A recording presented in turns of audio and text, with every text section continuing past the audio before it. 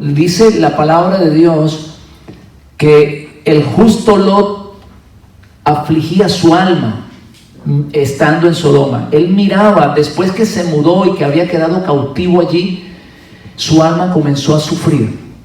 Porque eso es lo que nos pasa a nosotros. Nosotros, cuando nuestra alma le pertenece a Dios, nos vamos a un lugar, hermanos, y tratamos de ser felices allá y no podemos. Nos sentimos como una cucaracha en una fiesta de gallina. ¿Sí, hermanos? Usted no piense que va a ser feliz allá, en ese mundo. Lot se aparta de su tío por un problema de dinero. El amor al dinero, ¿qué cosa es? Es la raíz de todo mal. Abraham, hermanos, sabía que su dinero era de Dios. Usted no ve que Lot le está entregando diezmos a... Usted no ve que Lot le entrega diezmo a Melquisedec, pero Abraham sí lo hace. Es una manera de darnos a entender que nuestro dinero, ese es el dinero de Dios. Dios cuenta con nuestro dinero. Va a contar con el dinero de los ricos. Aprendimos de Melquisedec que no era una manifestación de Dios como se dice, digamos, en la teología cristiana, sino que Melquisedec era un rey de Salem, que su padre no había sido rey y por eso se le llama que no tenía genealogía de rey, o que no tenía genealogía, y que el Mesías viene a ser sacerdote según el orden de Melquisedec. Vimos que no podía ser un ángel, que tampoco podía ser una manifestación de Dios, porque Abraham le entrega los diezmos. Aprendimos eso. Así que se supone que Melquisedec era maestro de Abraham. Por esa razón Abraham le entrega los diezmos y es bendecido por él. Además, por la conversación que tiene Melquisedec, por las palabras de Melquisedec hacia Abraham, se da uno claramente cuenta de que no puede ser una manifestación de Dios, porque él le dice: bendito tú Abraham del Dios Altísimo. Entonces ahí te das cuenta de que es una bendición que le está dando Melquisedec como sacerdote y no como Dios. Vamos a tocar hoy el tema del llamado de Abraham, que es el tema principal de la enseñanza. Dijimos que la palabra en hebreo que se utiliza aquí para decirle vete de tu casa es leha en hebreo, y tiene su significado, y el significado más correcto es vete por ti mismo. Se pudiera decir que vete por tu bien. Vete por tu bien. Esa es la palabra que se utiliza aquí en el capítulo 12 de Génesis, cuando Dios se le aparece o le habla a Abraham y le dice: pero Jehová había dicho a Abraham, vete de tu casa y de tu parentela, de la casa de tu padre, a la tierra que te mostraré. Génesis 12:1. Entonces habíamos hablado de que la palabra utilizada ahí es lehat, y también habíamos dicho, no sé si se recuerdan, que el capítulo 12 de Génesis comienza con un llamado a salir.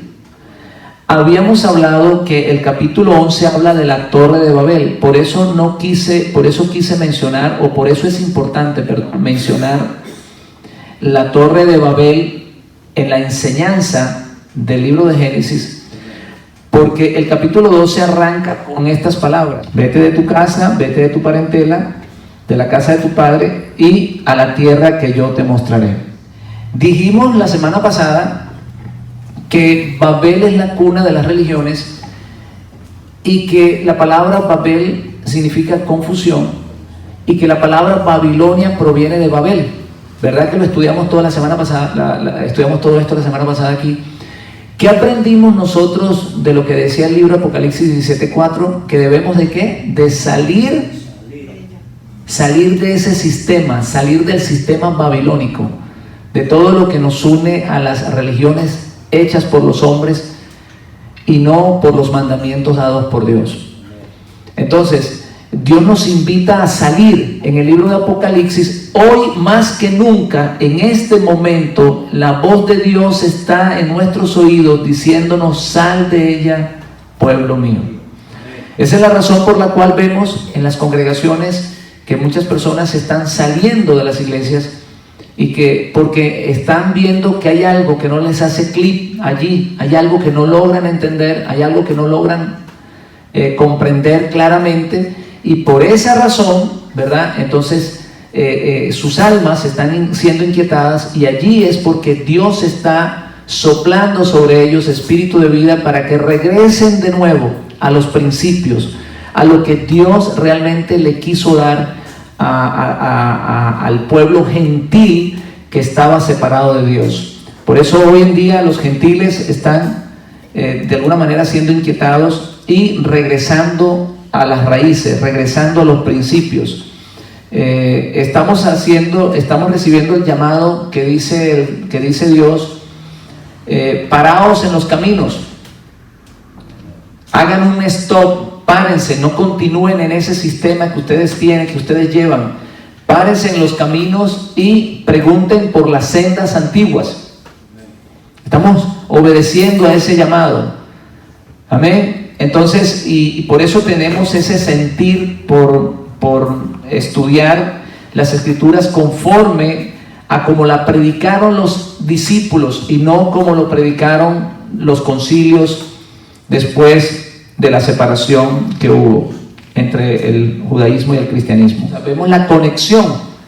Hay una conexión con el llamado de Abraham y la Torre de Babel a lo que encontramos en el libro de Apocalipsis. Hay un llamado a salir. Aquí Abraham también recibe un llamado. ¿Ustedes sabían que Abraham era idólatra? ¿Sí lo sabían? Sí lo sabían. Abraham vivía en Ur de los Caldeos. Y yo quiero hacer un pequeño paréntesis aquí para que ustedes más o menos logren entender algo. Quizás esto nos va a dar una luz. Se dice que el padre de Abraham vendía ídolos, fabricaba ídolos, hacía muñequitos de esos que nosotros conocemos como ídolos. Entonces dice que un día Abraham, me imagino que inquietado por Dios, Abraham cogió un martillo y quebró a todos los ídolos, los partió, los destruyó a todos, pero dejó a un ídolo sin destruir, y allí a ese ídolo le puso el martillo en la mano. Entonces, cuando el padre de Abraham se da cuenta de lo que sucedió, el padre automáticamente sabe que eso lo hizo Abraham. Entonces Abraham dijo: no, mire, lo hizo ese ídolo que está allá, que tiene el martillo. Y el padre le dijo: ¿cómo tú crees que yo voy a creer eso? ¿Cómo tú piensas que yo voy a creer eso? Y le dice el hijo Abraham, le dice: padre, tú mismo lo estás diciendo. ¿Cómo tú vas a creer que esos ídolos tienen manos y tienen ojos y tienen oídos, pero no ven? No pueden hacer nada. Entonces, ¿cómo tú piensas que vendiendo un ídolo de esos, ellos van a hacer algo por nosotros si ellos mismos no pueden hacer nada por ellos mismos? Entonces, se dice que a raíz de eso, el padre de Abraham se convirtió, se arrepintió. ¿Por qué les hablo de esto, hermanos míos? Porque mire, el problema del pueblo de Dios siempre ha sido la adoración a un ídolo. Desde aquí, desde Génesis, nos damos cuenta de eso. Dios llama a Abraham precisamente de un ambiente donde se creía en ídolos, se creía en imágenes. Las imágenes eran los dioses de ese ambiente. De allá nos llama Dios a nosotros, de ese ambiente de creencias en imágenes. Cuando nosotros leemos el libro de Romanos, donde dice Pablo que los hombres habían cambiado la gloria del Dios incorruptible en semejanza de ¿qué? De hombre. Usted dirá, ¿cómo es posible que nosotros habíamos cambiado la gloria del Dios incorruptible en imagen de hombre y no nos habíamos dado cuenta?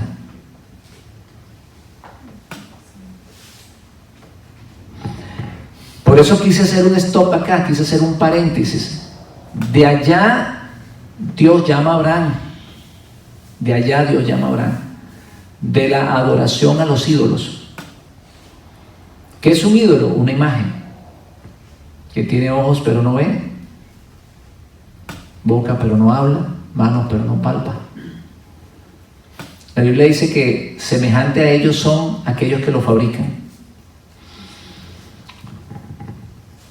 Toda la Biblia toda la historia del pueblo de Israel es una lucha, una batalla entre los ídolos y el Dios de Israel, entre una imagen y el Dios invisible. Hermanos, por favor, yo quiero que ustedes pongan atención a esto. Toda la guerra que tiene Dios con Israel, todos los problemas de Dios con Israel, por favor, entiendan esto, todos los problemas de Dios con Israel son estos: que ellos buscan adorar a Dios a través de una imagen o tratan de adorar una imagen, y por otro lado hay un Dios que es invisible, que es el que le exige la adoración, que es el que le entregó la ley, la que le entregó el Shabbat, la que le entregó los mandamientos. Y esas palabras se la dice nuestro Santo Maestro, ¿a quién? A una samaritana, una mujer que no conocía de Dios, no estaba clara de cómo debería de adorar a Dios. Y Dios, el Mesías le aclara, le dice, porque el Padre es espíritu, o sea, no tiene forma, no tiene imagen, dice, y tales adoradores es necesario que le adoren en espíritu y en verdad. Nosotros, los que un día fuimos o pertenecíamos a una iglesia cristiana, creíamos de alguna manera que habíamos salido del sistema babilónico porque pensábamos que creíamos en el Dios de Israel. Sin embargo, en nuestro corazón, aunque no queríamos decirlo, existía una imagen de Dios. Había una imagen de Dios. ¿O no es así? Teníamos una imagen de Él. Habíamos cambiado la imagen del Dios incorruptible en semejanza de hombre. Por eso el cristianismo dice que Dios se hizo hombre. Entonces, la lucha de Dios con Israel fue precisamente eso. Y Abraham estaba en un ambiente, en ese tipo de ambiente, en un ambiente donde se creían en imágenes. Y de allá Dios saca a Abraham. La Biblia habla acerca de que nosotros somos hijos de Abraham por la fe. ¿No lo dice la palabra de Dios? Que somos hijos de Abraham por la fe. Entonces, si somos hijos de Abraham, tenemos que salir de ese sistema, de creer que los dioses se hacen hombres. Eso es un sistema politeísta del paganismo. Eso no está dentro de la mentalidad judía, ni dentro de la doctrina judía. Ni los apóstoles, ni el Mesías, ni los profetas, ni ninguno que hablaba de parte de Dios podía predicar semejante locura. Cuando Pablo y Bernabé, cuando Dios hizo el milagro a través de Pablo, los que estaban allí quisieron traerles sacrificios diciendo: dioses en semejanza de hombre han venido. Y Pablo los reprendió, le dijo que precisamente de esas creencias es que Dios quiere sacarnos. ¿Cómo es posible que todavía no lo podamos entender? Que todavía el cristianismo no entienda que de ese tipo de cosas es que Dios quiere sacarnos. Así que, hermanos, esto es para pensarlo. La Biblia no es un libro para leerlo a la ligera. La Biblia es un libro para escudriñarlo, para estudiarlo. Así que, de igual manera que Dios nos manda a salir de Babilonia la grande, Dios le dice a Abraham: sal de tu casa, sal de tu parentela. No era que Abraham iba a dejar de querer a su padre, no era que Abraham iba a dejar de querer a su familia, no, de ninguna manera. Eso no era lo que Dios le estaba diciendo. Lo que Dios le estaba diciendo es que dejara el sistema donde él vivía, la creencia, y que lo hiciera por su propio bien. Cuando leemos en español la traducción, cuando leemos en español, o la traducción en español, no lo dice de esa manera, pero cuando lo leemos en el hebreo nos damos cuenta que dice: sal para ti. En otras palabras, sal por tu bien. De la misma manera que el Señor le dice al pueblo que está en la Gran Babilonia: sal para que no seas, ¿qué?, causante de tus males. Ahora sí se dan cuenta por qué es importante leer este versículo en el original, en el hebreo, porque nos da un significado más claro. O sea, sal por tu bien. Y eso es lo que Dios nos está diciendo hoy en día: sal del sistema babilónico por tu bien. Sal por tu bien. Aleluya. Perdón, Apocalipsis 18:4, no 17:4, es donde aparece el versículo: sal de ella, pueblo mío. Así, hermanos, que no es casualidad que esta enseñanza, el capítulo 12, comience con estas palabras: sal de tu tierra, de tu parentela. Hay algo interesante que vamos a estudiar acá, y es que en el libro, en el capítulo 11, ¿verdad?, versículo 4, dice, no sé si quieren leerlo conmigo, vamos a leer lo que dice el capítulo 11, versículo 4, cuando están haciendo la Torre de Babel. Dice: y dijeron: vamos, edifiquemos una ciudad y una torre cuya cúspide llegue al cielo. Y mira lo que dice, ¿qué continúa diciendo? Y hagámonos un nombre, por si fuéramos esparcidos sobre la faz de toda la tierra. O sea, hagámonos un nombre grande, un nombre famoso. Seamos famosos. Como queriendo decir, o sea, queremos engrandecernos para que no nos puedan esparcir. Yo expliqué la semana pasada que cuando usted trata de hacer algo que no está bajo la voluntad de Dios, Dios interviene y destruye eso. Ellos trataron de edificar la torre y de engrandecer su nombre, ¿cierto? Eso es lo que estamos leyendo acá. Ahora, yo quiero que ustedes con sus propios ojos lean el capítulo 12, versículo 2, para que ustedes vean lo que dice. Cuando es Dios el que hace las cosas, cuando es Dios el que va guiando el barco, mire que las cosas son distintas, son diferentes. Mire lo que sucede en el capítulo 12, versículo 2. Primero le dice: sal de tu tierra, de tu parentela, por ti mismo, como ya lo habíamos leído. Y mire lo que dice el versículo 2. ¿Y haré de ti qué cosa? ¿Qué más dice? ¿Y qué más dice? Y engrandeceré tu nombre. ¿Qué dice la palabra de Dios? Que el que se humilla será exaltado, pero el que se enaltece será humillado. Entonces, Nimrod con todo su equipo quería ¿qué? Engrandecerse por sí mismo. ¿Y qué terminó? ¿Terminó qué cosa? Humillado. Pero cuando Dios es el que te quiere enaltecer, Él lo logra, Él lo hace. Cuando obedecemos la voz de Dios, como lo hizo Abraham, seremos engrandecidos. Por eso, mis hermanos, tan importante el tener atento el oído a la voz de Dios. Hoy más que nunca, hoy más que nunca, usted tiene que salir de ese sistema. Usted tiene que alejarse de todo eso, Porque si no te sales de allí, tu nombre no será engrandecido. ¿Se han leído en el libro de Apocalipsis que dice, le daré un nombre nuevo? ¿Por qué? Porque vas a obedecer mi voz. Cuando obedecemos el llamado de Dios, cuando guardamos sus mandamientos, Dios nos engrandece.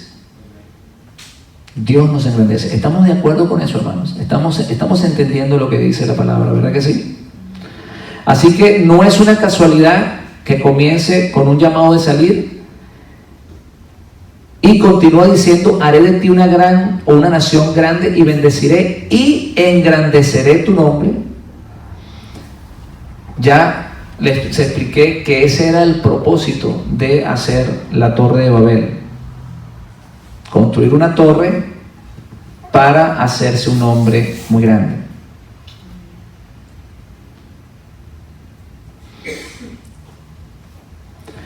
Cuando Dios, la Biblia se refiere a Abraham como el padre de la fe. Cuando Dios encuentra a un hombre de fe, lo engrandece. Pero esa fe, mis hermanos, no puede estar aislada de la obediencia. Usted me dirá, ¿cómo es posible esto? Bueno, ¿qué sucede con Abraham? Lo primero que recibe Abraham es un llamado a salir de ese sistema, a salir de sus creencias, a salir del paganismo. Dice, te voy a entregar, ¿qué cosa? Una tierra y voy a engrandecer tu nombre. Pero ¿Abraham se quedó allí o salió? ¿Salió o se quedó? Salió. Entonces, ¿hubo qué cosa? Obediencia. ¿Caín obedeció al llamado de Dios o no obedeció? No obedeció. ¿Qué sucedió con Caín? Fue forastero en toda la tierra, perseguido, y sencillamente su nombre no se fue engrandecido. En otras palabras, en el momento de entregarle un nombre nuevo, allá en el trono blanco o en el tribunal de Cristo, como se dice, Caín no aparece a recoger ningún premio. ¿Por qué? Porque fue desobediente. Miren, mis hermanos, cómo la desobediencia va tomando un papel importante en estos primeros 12 capítulos. Vemos que Adán fue desobediente, su primogénito se convierte en el primer asesino de la tierra. ¿Qué vergüenza es dar a luz un hijo? ¿Cómo ustedes creen que se sentía Eva? Su primer hijo se convirtió ¿qué? En un asesino, y no de cualquiera, de su propio hermano. ¿Ustedes se imaginan cómo se sentía Eva? Eso fue la consecuencia, ¿a qué cosa? A desobedecer el mandato de Dios. Cuando desobedecemos, hermano, viene muerte, viene dolor, viene angustia. Estamos estudiando el libro de Génesis. Comenzamos con una desobediencia, trajo como consecuencia la muerte de Abel. Más adelante, ¿qué pasa? Se corrompe la tierra, ya el pecado se engrandeció, corrompe la tierra. Dios consigue a un hombre, y ese hombre, ¿qué hace? ¿Construye el arca o no la construye? La construye. ¿Se salva por qué? ¿Por fe o por obediencia? Se salva por obediencia. Si él no construye el arca, ¿se hubiese salvado? No, claro que no. La Biblia habla de la fe, pero esa fe siempre va acompañada de la obediencia. Cuando hablamos del Mesías, que es el autor y consumador de la fe, ¿qué dice Filipenses? Que él fue obediente hasta la muerte. La obediencia va de la mano de la fe. Abraham es llamado el padre de la fe porque obedeció Si Abraham le dice, no, yo me quedo acá con mi gente y con todo este poco de ídolos, ¿será que Dios lo va a engrandecer? De ninguna manera. De ninguna manera, mis hermanos. Entonces nos estamos dando cuenta de la importancia de la obediencia. Por eso es que cuando en el libro de Apocalipsis 18:4, como ya dije, cuando Dios le está diciendo a su pueblo, yo no sé si usted entiende bien, y yo no sé si las personas que nos miran a través del internet logran entender lo que el llamado de Dios.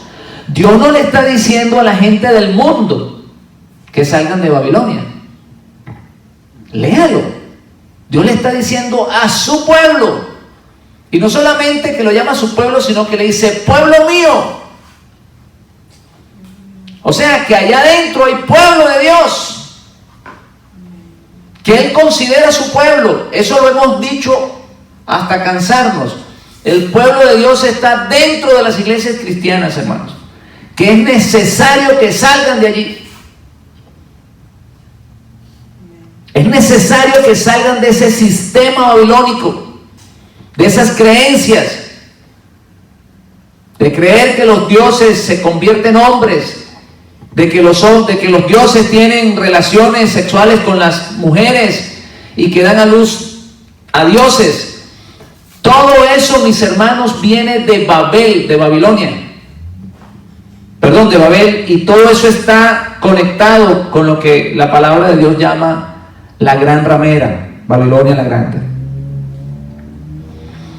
La fe, mis hermanos, y la obediencia tienen que ir de la mano. No se puede tener fe y ser desobediente. Por eso la palabra dice, el que creyere y fuere. El que creyere y se convirtiere. Dios le dio mandamientos al pueblo para que fueran obedecidos, no para que lo tuvieran pegado en la pared. Hay personas, yo recuerdo que una vez llegué aquí a un negocio y vi a un hombre que tenía los 10 mandamientos allí. Y me llamó la atención.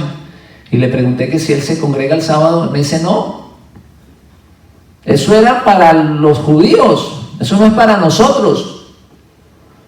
Entonces tiene los 10 mandamientos para tenerlos pegados en la pared, pero no para obedecerlos.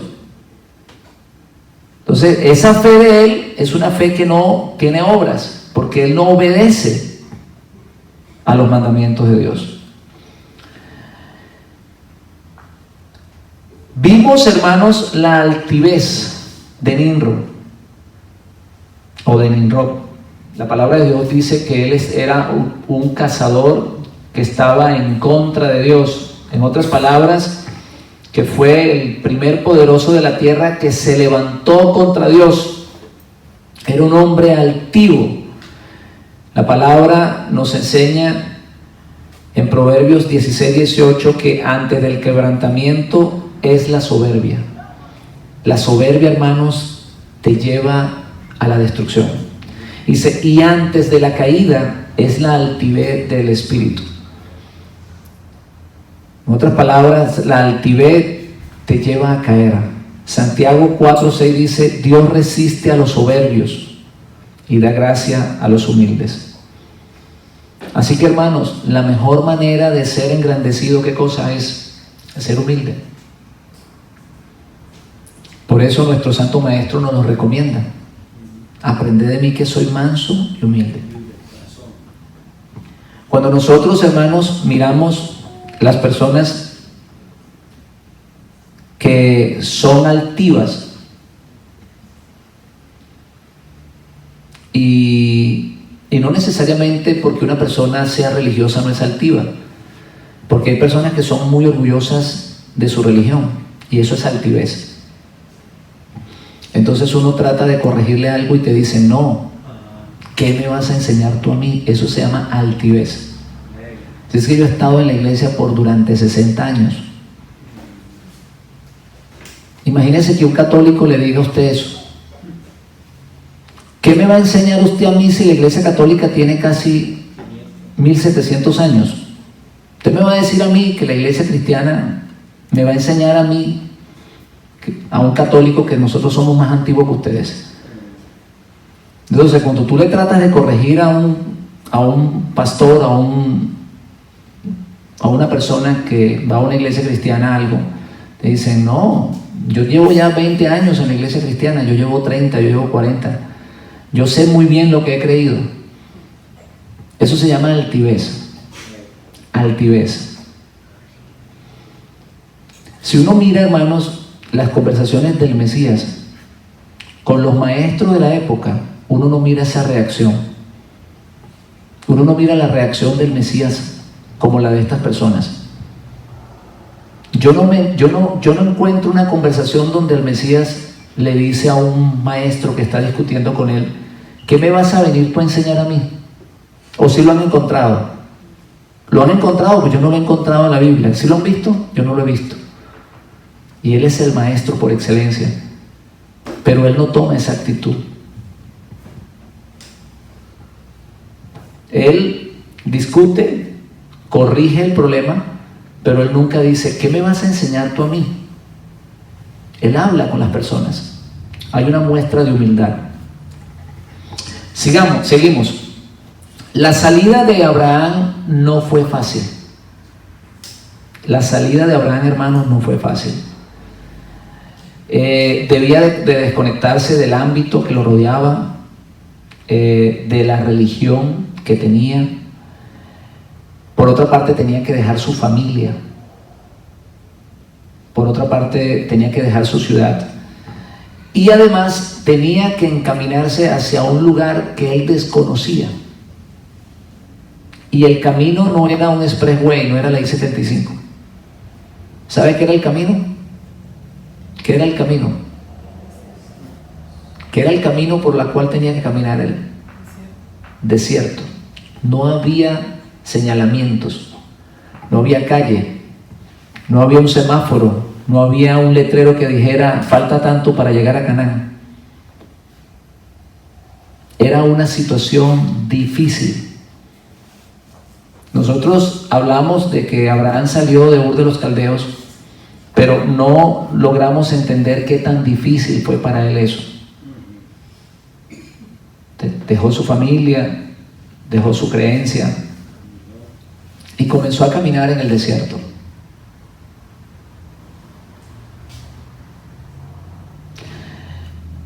Cuando el Señor nos dice a nosotros que salgamos de ese sistema babilónico, sal de allí, pueblo mío, una de las primeras cosas que se nos pasa por la mente es, ¿y ahora para dónde me voy? Yo toda la vida he sido cristiano. ¿Ahora qué voy a hacer? ¿No les ha pasado eso por la mente? Aquí es donde usted tiene que utilizar la fe. Aquí es donde usted tiene que utilizar la fe. Aquí va a demostrar si usted es hijo de Abraham o no. Porque Abraham no sabía para dónde iba. Abraham no sabía para dónde iba. Pero si Dios te está inquietando, si Dios te está diciendo sal de ese sistema, si hay algo que te está inquietando el alma, ¿qué tienes que hacer? Obedecer y salir. No sabes para dónde. Yo recuerdo que cuando yo comencé a entender las Escrituras como las estoy entendiendo ahora, esa fue la primera pregunta que yo me hice: ¿para dónde me voy?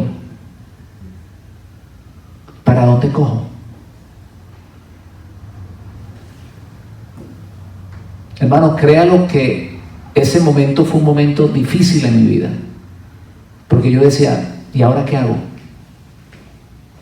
Porque no conozco a nadie. Pero en mi corazón había una fuerza que me estaba diciendo, sal de ese sistema, sal de allí, hijo mío, pueblo mío, sal de allí. Y esa voz fue más fuerte que todas esas preguntas que yo tenía y esa incertidumbre. Dice, bueno, Señor, yo voy a salir, no sé para dónde, pero yo salgo.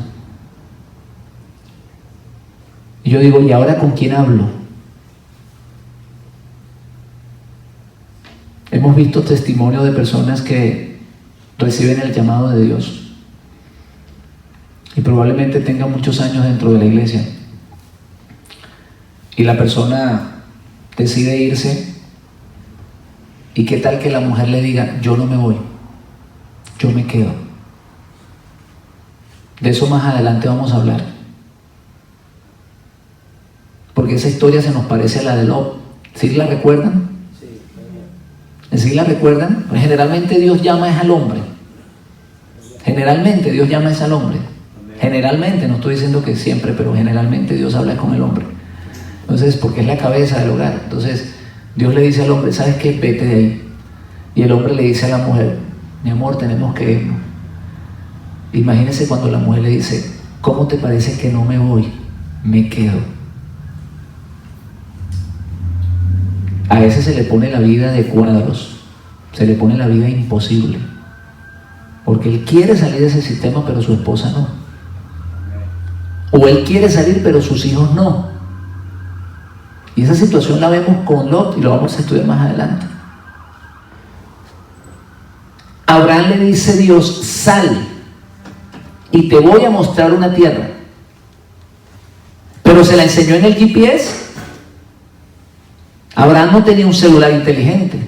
Y dijo, hombre, déjame ver cómo es Canaán. Aquí me meto en la computadora. Ah, mira, tiene calles, tiene aquí. No, él no sabía nada. Él no la conocía. No sabía ni siquiera dónde quedaba. Cuando nosotros recibimos el llamado de salir, si nosotros nos hubiésemos puesto a pensar, ¿y para dónde vamos ahora? ¿Cómo es posible que yo vaya a dejar mi familia? ¿Cómo es posible que yo vaya a dejar mi iglesia? Los hermanos de mi iglesia, por Dios, ¿cómo los dejo? Si te pones a pensar en todo eso, no sales. No sales. Pero lo interesante es que nosotros no sabemos para dónde íbamos tampoco. Cuando Dios comienza a inquietarte con esto, porque lo que Dios está haciendo es que Dios está inquietando los corazones de las personas, y las personas sienten un llamado y como que no entienden para dónde van a ir. Y por eso dicen, ahora se está haciendo judío, porque ni siquiera la gente sabe para dónde estamos yendo. Y esta es una obra gloriosa que Dios está haciendo. Dios está llamando a su pueblo, a ese pueblo que Dios tiene escondido, hermano, que está metido en esa peña, que está escondida, y la está llamando a que salga. Sal de allí, paloma, sal de allí, pueblo mío. Un pueblo que la gente no conoce, un pueblo que la gente no sabe. Y esa será la sorpresa en estos últimos tiempos. Un pueblo grande, un ejército grande que está saliendo de Babilonia y que ha comenzado a formarse como un ejército grande. Y eso lo vemos en el libro de los Cantares. Cuando se refiere a que es un ejército grande, ¿quién es esta? Imponente. Amén. ¿Sí lo han leído? Vamos a leerlos, hermanos, porque esto es interesante. Nosotros no sabemos para dónde vamos, o por lo menos en el momento que recibimos el llamado no sabemos.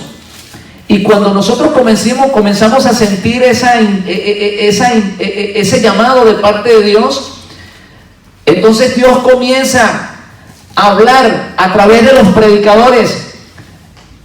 Dios comienza a mandar un mensaje, y ahí es donde estamos entendiendo lo que está sucediendo, que Dios está sacando a su pueblo, que Dios está levantando a ese Israel que está metido entre las naciones y que está llamando de vuelta a su pueblo. Alabanzas al Señor.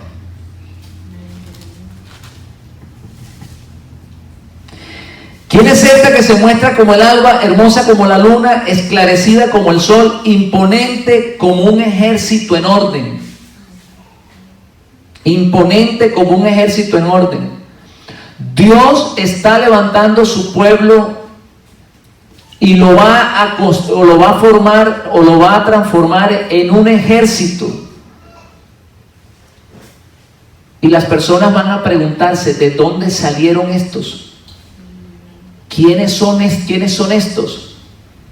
Y esos son los huesos secos de la casa de Israel, que están recibiendo el llamado de parte de Dios, que están recibiendo el espíritu de vida y que se están formando en un ejército.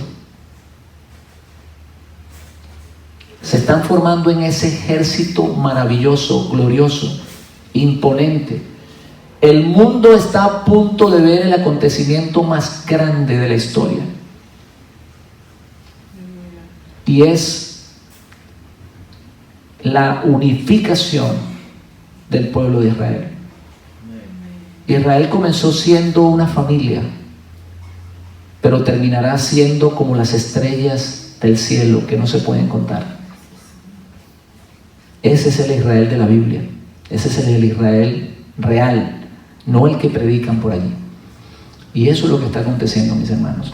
Estamos saliendo y de repente decimos, ¿para dónde nos vamos? Para donde los judíos. Sí, porque hay personas que terminan yéndose hacia las sinagogas judías y resulta que allá no es. Porque ellos, los judíos que no tienen al Mesías, también deben de salir de allí. También tienen que recibir al Mesías. Porque de los dos pueblos Dios hará un solo pueblo, o ha hecho un solo pueblo a través de los sacrificios del Mesías. Entonces decimos, ¿para dónde vamos? Y es cuando Dios comienza a dar palabra y a decirle a las personas, no, lo que sucede es que tú perteneces al pueblo de Israel. Tú perteneces a ese pueblo que Dios, a través de los méritos del Mesías, te unió, te dio pacto cuando no eras pueblo. Mas vosotros que no eras pueblo, ahora sois pueblo de Dios, dice la palabra. Que estábamos separados, que no teníamos promesa, que no teníamos Mesías, ahora tenemos pacto, ahora tenemos Mesías. Eso es lo que está aconteciendo. Entonces Dios le está dando palabra a los predicadores para que entendamos que no tenemos que hacernos judíos para ser salvos. Y a través de los méritos del Mesías ahora somos parte del pueblo de Israel, que no somos extranjeros, que no somos abenadixos, sino que somos miembros de la familia, que somos hijos de Dios, tal como lo era Abraham, como lo era David, como lo era Isaías, como lo era el mismo Mesías. Ahora tenemos un solo Padre. Aleluya. Aleluya. No sé si usted le quiere dar una alabanza a Dios por eso, hermanos. Dios comienza a guiarnos. Es en el camino, hermano. No tenga miedo. Dios en el camino nos va guiando. Ahora cada vez entendemos más las Escrituras. Alabanzas al Señor.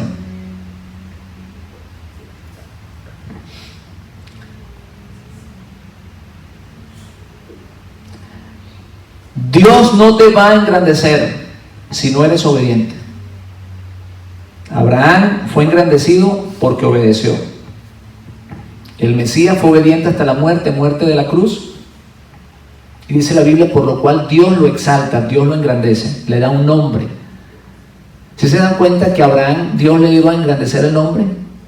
¿Por qué? Porque fue obediente. ¿Y el Mesías por qué fue engrandecido su nombre? Porque fue obediente. El secreto es la obediencia. Así que todo, hermano, nosotros que anhelamos la salvación por la fe en el Mesías, no podemos nada más tener la fe en el Mesías sin ir acompañada de la obediencia. Si somos hijos de Abraham por el Mesías, eso dice la Biblia, somos hijos de Abraham por el Mesías, tenemos que ser tal y cual obedientes como lo era Abraham. Cuando Dios llama a Abraham, lo llama para que él dé a conocer el único Dios verdadero. Por eso ustedes van a leer la palabra de Dios y van a decir, el Dios de Abraham. ¿Se han leído esa parte? El Dios de Abraham. Yo soy el Dios. Es más, Dios se identifica con eso. Cuando se le aparece a Moisés, dice, yo soy el Dios de Abraham, tus padres. De Abraham, de Jacob, de Isaac, de Jacob. Cuando Abraham fue llamado, y fue sacado, vamos a decirlo de esa manera, de Ur de los Caldeos, Abraham había sido llamado para dar a conocer el único Dios. En ese momento Dios contaba con Abraham para que diera a conocer al único Dios o al verdadero Dios. Abraham sabía perfectamente que Dios era invisible. Abraham nunca tuvo duda de eso. Abraham sabía perfectamente que Dios era invisible. Cuando usted ve la conversación de Abraham con el ángel de Jehová, usted no piense que Abraham cree que Dios es un ángel, de ninguna manera. Abraham sabía perfectamente que esa persona que estaba allí, o ese ángel que estaba allí, solo estaba representando la voz de Dios, pero no que él era Dios. Cuando usted mira que Abraham habla con el ángel, usted mira que Abraham se postra, pero Abraham no lo adora. Léalo para que usted vea. La persona dice que postrarse, que en ese momento que se postra, está haciendo una adoración. Eso dice la persona, porque la persona no entiende la cultura oriental. Postrarse delante de alguien era sencillamente rendirle pleitesía, en un reconocimiento de autoridad. Recuerdan que los hermanos de José se postraron a él. ¿Lo estaban reconociendo qué cosa? Señor de la tierra de Egipto. No lo estaban adorando. Entonces Abraham sabía perfectamente que Dios era invisible, que Dios no tenía imagen, que cuando él hablaba con un representante de Dios, en este caso el ángel que estaba en la posición de Dios, él sabía que él traía la voz de Dios en ese momento. Pero Abraham no se postra para adorarlo, se postra porque le está dando reconocimiento, porque es un ser que trae una autoridad. Abraham sabe perfectamente, hermanos, que Dios es invisible. Abraham no le enseñó a sus hijos a creer en una imagen. Tanto Abraham como Jacob, como Isaac y como los hijos de Israel, todos sabían que Dios era invisible. Cuando Dios le dice a Abraham que en su simiente serán benditas todas las personas de la tierra, en ningún momento, por favor, hermanos, yo quiero que ustedes entiendan esto, en ningún momento a Abraham se le pasa por la mente que Dios se iba a hacer carne. En ningún momento, mis hermanos, se le pasa por la mente eso. La palabra que se utiliza aquí es simiente, es igual a esperma. En tu esperma serán benditas las naciones de la tierra. Allí de una vez le dio la promesa del Mesías. Era en la simiente de Abraham, en la esperma de Abraham. Si el Mesías no viene de la esperma de Abraham, entonces la Biblia tiene una gran equivocación. Miren, mis hermanos, yo quiero que ustedes entiendan esto. Cuando Dios le dice, ¿cuál fue la prueba más grande que tiene Abraham? ¿Cuál es la prueba más grande que tiene Abraham? Abraham tuvo muchas pruebas, fue probado muchísimo, porque esa es otra de las cosas que los creyentes no quieren ser probados. Los creyentes no quieren ser probados, los creyentes le prometen un camino de rosa, pero en el camino vas a ser probado. Cantidad de veces. Pero ¿cuál es la prueba más grande que recibe Abraham? Sacrificar a Isaac. Esa es la prueba más grande que él tiene, ¿verdad que sí?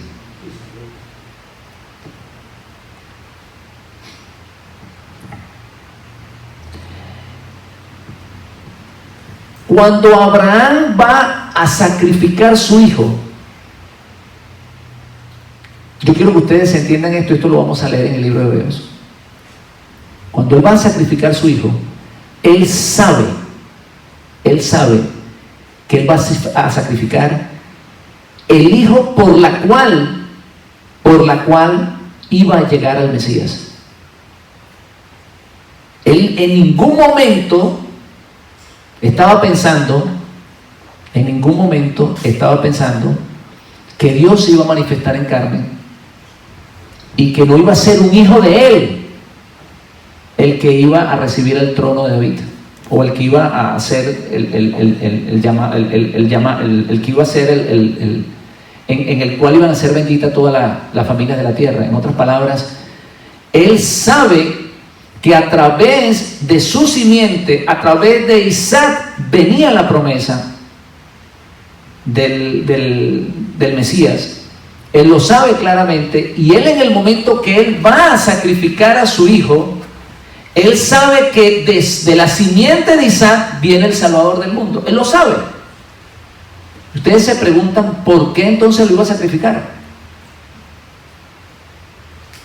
Él está seguro de eso, mis hermanos. En su mente no está que Dios se va a manifestar en carne, o que Dios se va a hacer hombre, como lo enseñan ahora las iglesias.